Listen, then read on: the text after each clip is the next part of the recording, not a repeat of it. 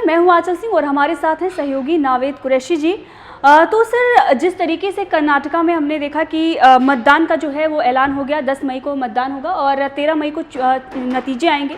अब ऐसे में कई सारी जो खबरें आ रही हैं कि कांग्रेस मजबूती के साथ कर्नाटका में आ रही है, तो बीजेपी किस तरीके का दांव चल रही है और मोदी का क्या मिशन है कर्नाटका में? देखिए, कर्नाटक को लेकर अभी तक देखिए ये कहा जाता है कि ओपिनियन पोल, एग्जिट पोल, ये सब चीज़ें होती है, ये नंबर ऑफ फिगर होती है। लेकिन हाँ, पिछले कई हम इलेक्शन देखे हैं तो बीजेपी ने हर बार जो ये ओपिनियन पोल, एग्जिट पोल होते हैं उन्हें दरकिनार भी किया है और कई ओपिनियन एग्जिट पोल से अच्छा प्रदर्शन भी किया है। तो क्योंकि बात जहाँ पर आती है बूथ मैनेजमेंट की, बात जहाँ पर आती है संगठनात्मक तरीके से काम करने की, तो अभी इस मौजूदा दौर में जो राजनीतिक माहौल है या भारतीय जो सियासत है उसमें पार्टी स्तर पर इतना संगठनात्मक जो ढांचा, जो ताना बाना है, वो बीजेपी के अलावा किसी के पास नहीं है। ऐसा नहीं है कि नहीं है, इतना मजबूत और अच्छा बीजेपी के पास नहीं। दूसरा, अब क्या स्ट्रैटेजी अपनाई है बीजेपी ने, क्योंकि हमने देखा अभी कई न्यूज़ चैनल्स की ओपिनियन पोल या जो उन्होंने सर्वेज किए हैं उन सर्वे में कांग्रेस अच्छा करती हुई दिखाई दे रही है। अच्छा करने की वजह यह है क्योंकि एंटी इनकम्बेंसी है, सरकार चल रही थी वहाँ पर। इससे पहले कांग्रेस जीती थी, उसके बाद फिर टूट गई और फिर अब बीजेपी की सरकार चल रही है। येदियुरप्पा वापस आ गया। बीजेपी ने क्या क्या किया, इन सारी चीज़ों को जीतने के लिए क्या किया, उस पर सीधे सीधे बात करते हैं। क्या होगा, क्या नहीं होगा, कौन जीतेगा, ये वक्त बताएगा। लेकिन बीजेपी की रणनीति क्या है उस पर अगर बात करें तो बीजेपी की सबसे बड़ी और सबसे पहली रणनीति थी, बीजेपी ने अपने चाणक्य को वहां पर उतार दिया, यानी कि अमित शाह को उतार दिया। अमित शाह कौन है मत भूलिए, अमित शाह वो हैं जिन्होंने पूरा उत्तर प्रदेश जीत के दिया है मोदी को। जब मोदी पहली बार प्रधानमंत्री बने तब अमित शाह यूपी के प्रभारी थे। अमित शाह मोदी के साथ आए थे, मोदी जो थे पीएम फेज थे, लेकिन अमित शाह कौन थे? अमित शाह कहीं नहीं थे। अमित शाह पीठ पीछे काम कर रहे थे और अमित शाह को उत्तर प्रदेश का प्रभार मिला था। उत्तर प्रदेश का प्रभार मिला, सबसे बड़ा स्टेट था। फिर अमित शाह ने कहा कि उत्तर प्रदेश का प्रभार मिला है, यहाँ से 80 सीटें आती है, 80 सीटें अगर बीजेपी के खाते में यहीं से आ जाएंगी, कुछ कम आ जाएंगी तो भी सिनेरियो बदल जाएगा। इसे जीतने के लिए क्या क्या करना होगा, तो बहुत सारे तिकड़म लगाते हैं वो। तो उन्होंने अंदर वो फिर काम करना चालू कर देते, ग्राउंड लेवल पर काम करते हैं अमित शाह। एक एक बूथ लेवल के कार्यकर्ता से मिलेंगे। एक पन्ना प्रमुख है, पन्ना प्रमुख आपने सुना है क्या होता है? एक ऐसी संज्ञा है जो अमित शाह ने दी है बीजेपी को, उसके बारे में बताऊंगा। लेकिन अमित शाह किस तरीके से काम करते हैं वो मैं बताता हूं आपको। तो वो इंटरनल लेवल पर आपको यूपी के अंदर आ गए। वो यूपी में सब जगह कैंपेनिंग चल रही है, उन्होंने सब कुछ छोड़ दिया। उनका फोकस सिर्फ यूपी था। मतलब अर्जुन की आंख जो है वो मछली की आंख, अर्जुन का जो निशाना है मछली की आंख पे। तो अमित शाह सिर्फ यूपी में रहे, यूपी से के बाहर कहीं नहीं गए। मैं आपको कह रहा हूं पहले इलेक्शन की, पहले चुनाव की, उसके बाद तो ये पार्टी अध्यक्ष थे दूसरे उसमें। तो पहले इसमें इन्हें यूपी प्रभार मिला और यूपी प्रभार ऐसा जहां पर बीजेपी सालों से बुरा प्रदर्शन कर रही थी, मतलब कोई सोच भी नहीं सकता था यूपी। तो यूपी को जीतने के लिए अमित शाह ने क्या किया, जो पीएम फेस होगा वो यूपी से लड़ेगा। तो मोदी को बोला कि आप यूपी से चुनाव लड़ेंगे। कौन सी सीट से लड़ेंगे? तो बनारस से चुनाव लड़ेंगे। और इस तरीके से पूरा कैंपेन डिजाइन होता है। फिर वहां जाते हैं मोदी और बोलते हैं मां गंगा ने मुझे बुलाया, और उसके बाद यूपी के अंदर पूर्वांचल पूरा समेट लेते हैं, इधर से पूरा मध्य समेट लेते हैं। और आप देखिए कि जो उत्तर प्रदेश जहां पर बीजेपी का अच्छा प्रदर्शन नहीं कर रही थी, वहां पर आप 80 सीटें निकाल जी। आपने ये बात जब कही बनारस में वो जाते हैं, तो मुझे भी याद आता है वो प्रधानमंत्री नरेंद्र मोदी का भाषण जो उन्होंने बनारस में दिया था। उसके बाद पूर्वांचल में, सिर्फ बनारस में नहीं पूरे पूर्वांचल में वो लहर दौड़ी कि एक बच्चा भी मोदी का नाम जानने लगा। और उसके बाद आप देखिए कि कोई नहीं जानता था सोनिया गांधी, मनमोहन सिंह के बारे में, राहुल गांधी के बारे में उस वक्त। लेकिन प्रधानमंत्री नरेंद्र मोदी उस वक्त सिर्फ गुजरात के सीएम थे, लेकिन उसके बाद आप देखिए कि सबके जुबान पर उनका नाम होने लगा और वो जो भाषण था, कहीं एक एक बातें बच्चे को याद हो गई। ऐसा चला वो भाषण। वो देखिए सिनेरियो पूरा बदलते गए और वहां पर बूथ लेवल पर काम किया। पन्ना प्रमुख बनाते हैं। पन्ना प्रमुख की संज्ञा अमित शाह ने दी। पन्ना प्रमुख क्या होता है कि मैं माइक्रो मैनेजमेंट की बात कर रहा हूं। जो अमित शाह का माइक्रो मैनेजमेंट है, किस तरह का होता है, क्यों उन्हें चाणक्य कहा जाता है। आपका एक आप जैसे अभी कहाँ रहती हैं आप? अभी यही गाजियाबाद में रहती है। गाजियाबाद की किसी एक कॉलोनी में आप रहती होंगी। तो बीजेपी या कांग्रेस या दूसरी पार्टियां रहती है कि आपका एक नगर अध्यक्ष होता है, जो नगर अध्यक्ष की जिम्मेदारी होती है पूरे नगर की, मतलब पूरे गाजियाबाद की जिम्मेदारी हो। उसके बाद ब्लॉक प्रमुख होंगे, उसके बाद उस एरिया के वो होंगे पार्षद, या उन लोगों से बोला जाएगा कि आपका बीजेपी किस माइक्रो लेवल पे काम करती है कि आपकी जो कॉलोनी होगी उसका तो एक बंदा होगा जो उसकी जिम्मेदारी होगी इस कॉलोनी के लोगों को वोट के लिए लाने की। उसके अलावा आपकी जो गली होगी, उस गली में जिसमें 7 मकान है, वो होते हैं पन्ना। एक पन्ने में 7 घरों के नाम है और इसका एक पन्ना प्रमुख है, उसकी जिम्मेदारी है कि 7 मकान जो है इसके लोगों को तुझे वोट देने के लिए पहुंचाना। तो इस माइक्रो लेवल पर अमित शाह काम करते हैं, मतलब एक एक घर से एक एक वोटर को पहुंचाना है, उसे कन्विंस करना है अपने लिए और उसके लिए वोट डालना है। ये जो माइक्रो लेवल है, ये समाजवादी पार्टी या दूसरी आप कर्नाटक के दूसरे लोगों की बात कर लीजिए या कांग्रेस, इन तमाम लोगों के लिए बहुत मुश्किल है। ममता बनर्जी के पास ये पावर था क्योंकि ममता बनर्जी के वहां पर क्लब पॉलिटिक्स चलती थी, लेकिन वो भी पन्ना प्रमुख जैसे माइक्रो लेवल पर काम नहीं कर सकते थे और इसीलिए ममता बनर्जी थोड़ा सर्वाइव भी कर पाई क्योंकि उनके पास ग्राउंड लेवल पर कार्यकर्ता थे। अब बात आती है, ये तो पहला बीजेपी का ट्रम्प था जिन्होंने अमित शाह को उतार दिया। अमित शाह वहां पे क्या रणनीति बनाएंगे, मतलब वो चले गए वहां पर, मतलब आप ये मान के चलिए ब्रह्मास्त्र उतार दिया उन्होंने। दूसरा ये होगा कि अब वहां पर जो रैलियां होंगी, तो प्रधानमंत्री नरेंद्र मोदी की 20 रैलियां होंगी। किसी भी स्टेट इलेक्शन के लिए प्रधानमंत्री की 20 रैलियां, ये बताता है कि किस तरीके से बीजेपी इस पूरे इलेक्शन को ले रही। 20 रैलियां प्रधानमंत्री की होंगी और वो अभी से शुरू होने वाली है। मेरे ख्याल से 19 तारीख से पहली रैली स्टार्ट हो रही है। उसके बाद राजनाथ सिंह की रैली हो रही है, अमित शाह की खुद रैलियां होनी है, जेपी नड्डा की रैलियां होनी है, योगी आदित्यनाथ की रैलियां होनी है, हेमंता बिस्वा शर्मा की रैलियां होनी है, उसके बाद कर्नाटक के और भी रैलियां होनी है। तो रैलियों के तौर पे माहौल बनाया जाएगा। मुद्दे जो हैं उनको डिसाइड करने का काम चल गया है। कैंपेनिंग में कौन कौन से मुद्दे कब उठाए जाएंगे, उन मुद्दों के आधार पर प्रधानमंत्री पर, और अगर इसमें विपक्षी पार्टियों ने प्रधानमंत्री नरेंद्र मोदी पर कोई अटैक कर दिया, पर्सनल अटैक, तो सोच ले कि उनकी कब्र खुद गई।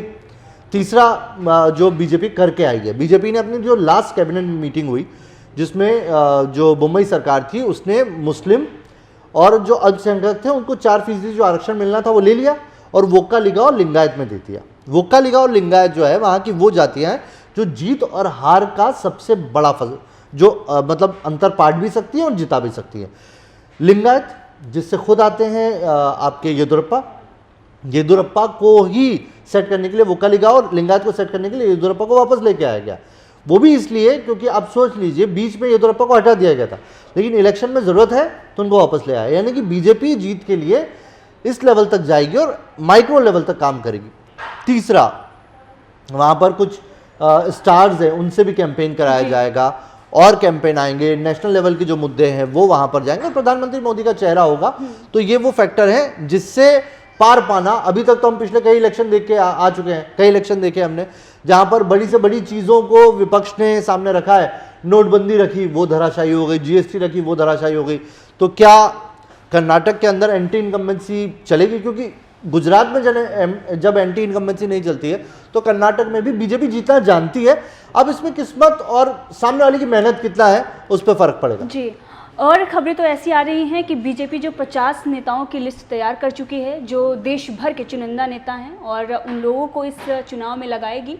और इसके साथ ही जो आपने कहा कि स्टार जो हैं वो भी प्रचार के लिए आएंगे, इसमें किच्चा सुदीप का नाम जो है सबसे आगे चल रहा है। तो आपको लगता है कितना कुछ फ़र्क पड़ेगा इनसे? क्योंकि अभी ये बताया जा रहा था कि वो चुनाव लड़ सकते हैं, लेकिन अभी ये खबरें आ रही हैं कि वो प्रचार करेंगे। देखिए, प्रचार अगर करते हैं तो फर्क तो पड़ेगा। हमने साउथ का बेल्ट देखा, साउथ में आज भी रजनीकांत को भगवान माना जाता है या कमल हसन है वो पूजे जाते हैं।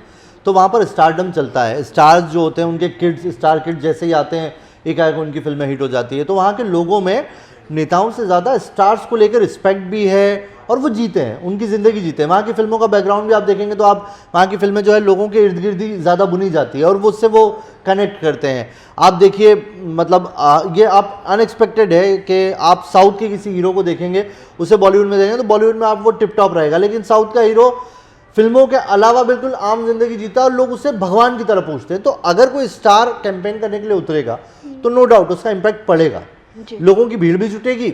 वोट में कितना तब्दील होगा वो अलग बात है, लेकिन हाँ, स्टारडम साउथ में बिकता है, बिकता है। अब इसी बीच एक खबर आई कि राहुल गांधी को ये साफ संकेत दे दिया गया है कि यहाँ आने के बाद आप जो मुद्दे उठा रहे हैं, अडानी का हो या बाकी, वो मुद्दे ना उठाएं, स्थानीय मुद्दे जो हैं उस पर बातचीत करें। इसको आप कैसे देखते हैं?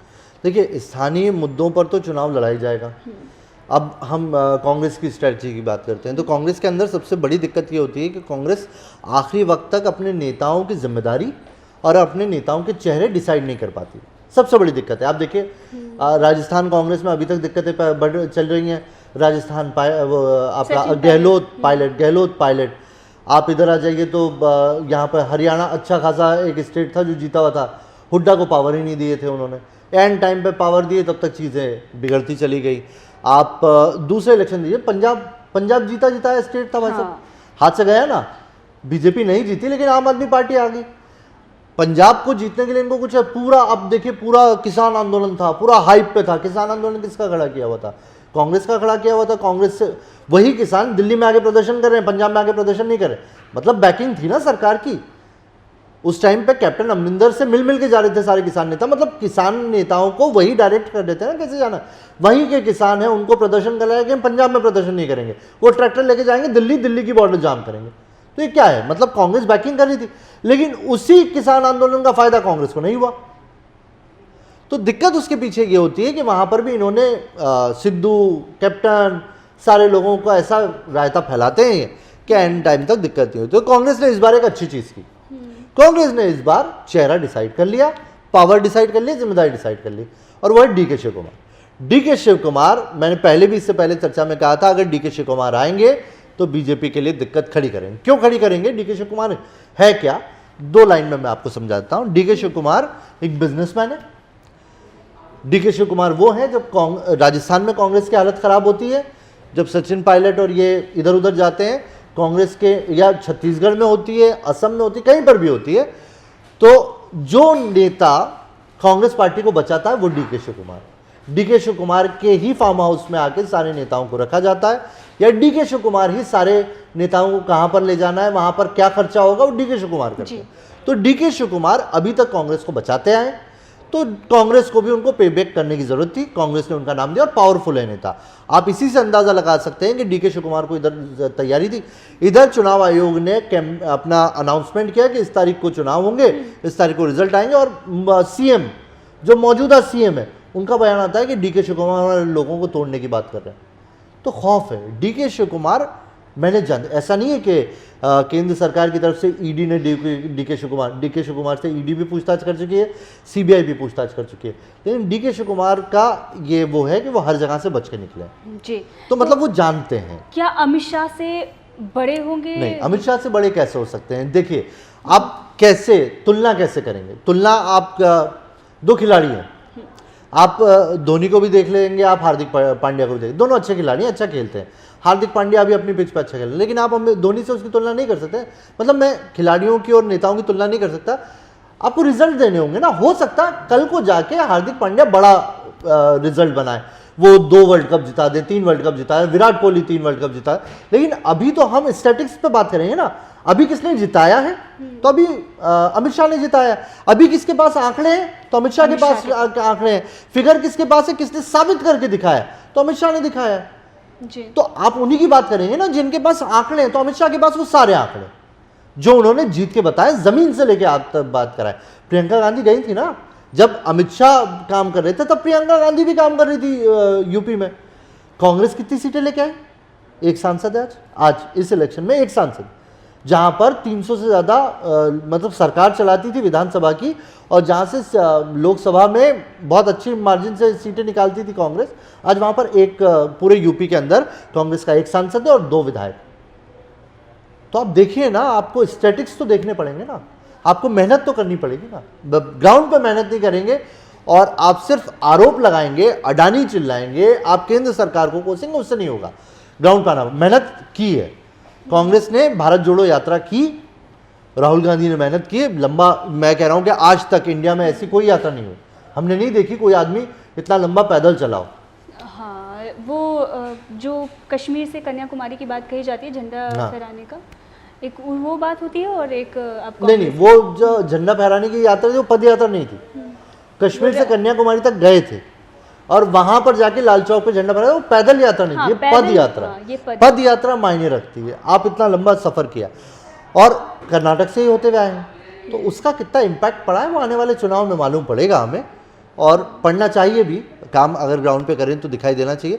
कुल मिला के सियासत हेल्दी तभी होती है जब जनता का फायदा होता है इसमें, क्योंकि अगर हेल्दी कंपटीशन नहीं होगा तो जनता को क्या है, एक ही बंदा जीतता रहेगा तो वो बोल देगा कि मैं इस बार दूंगा, इस बार नहीं दूंगा। तो जनता का फायदा होना चाहिए। दो कंपनियां जब मार्केट में आती हैं तो ब्रांड वैल्यू थोड़ी सी कम होती है, जो खरीदने वाले लोग हैं उनका वेटेज बढ़ता है। तो इलेक्शन में तो वैसे ही वोटर्स का वेटेज बढ़ता है, करने दीजिए सबको मेहनत। तो कर्नाटका का हाल आपने देख लिया, किस तरीके से सर ने समझाया कि क्या कुछ आंकड़े हैं और किस तरीके से बीजेपी ने इससे पहले काम किया और क्या क्या फैक्टर इस वक्त कर्नाटका में लागू होते हैं। वहीं कांग्रेस की क्या कमजोरियां हैं और किस तरीके से उसने इस बार अपनी कमजोरियों पर काम किया और है। एक और फैक्टर है जो मैं बताना चाहता हूँ। कांग्रेस और बीजेपी तो हम बात कर रहे हैं, लेकिन जेडीएस को हमें नहीं भूलना चाहिए। जी। जेडीएस वहां पर हमेशा किंग मेकर की भूमिका में रही। तो अगर पूरे कर्नाटक को देखेंगे तो कर्नाटक 6 रीजन में बंटता है। उसमें हैदराबाद से लगता हुआ कर्नाटक जो है वो हैदराबाद कर्नाटक कहा जाता है। महाराष्ट्र से लगता हुआ कर्नाटक को महाराष्ट्रियन कर्नाटक कहा जाता है। फिर सेंटर आ जाता है, सेंटर कर्नाटक आ जाता है। उसके बाद दूसरा एरिया आता है। तो उसमें मैं कुछ डेटा है जो आपको बता देता हूँ। कुल मिलाकर अगर अभी देखें तो तटवर्ती जो इलाका है, यानी कि हैदराबाद कर्नाटक जहाँ से 40 सीटें आती हैं, महाराष्ट्र कर्नाटक जहाँ से 44 सीटें आती है, तटीय क्षेत्र यानी कि जहाँ पर समुद्र इलाके हैं 19 सीटें, ओल्ड मैसूर 66 सीटें, सेंट्रल आ गया, बेंगलुरु आ गया। अब कर्नाटक में जो तटीय है यानी कि जो समुद्री इलाके हैं और जो महाराष्ट्र वाला एरिया है वहाँ पर बीजेपी पावर में है। सेंट्रल में ओल्ड में जेडीएस का दबदबा है, हैदराबाद और बेंगलुरु में कांग्रेस का दबदबा। तो सेंटर इलाके बटे हुए हैं, अब मुद्दे काम करेंगे और स्थानीय मुद्दे काम करेंगे। जी, तो ये जो मुद्दे हैं कौन कौन से वहाँ पर चलेंगे और किस तरीके का माहौल बना हुआ है और किस तरीके से जो चैनल अभी तक खबरें दिखा रहे थे, लेकिन अब बीजेपी ने जो अपना दांव चल दिया है कितना कामयाब होता है, कांग्रेस कितना कामयाबी कर्नाटक में हासिल करती है और जो भारत जोड़ो यात्रा जैसे कि सर ने भी बताया कि उसका कितना इम्पैक्ट पड़ता है, ये आने वाले दिनों में देखना पड़ेगा। लेकिन अभी तक जिस तरीके के रिजल्ट रहे हैं उससे ये साफ नज़र आ रहा है कि लड़ाई जो है वो टक्कर की है।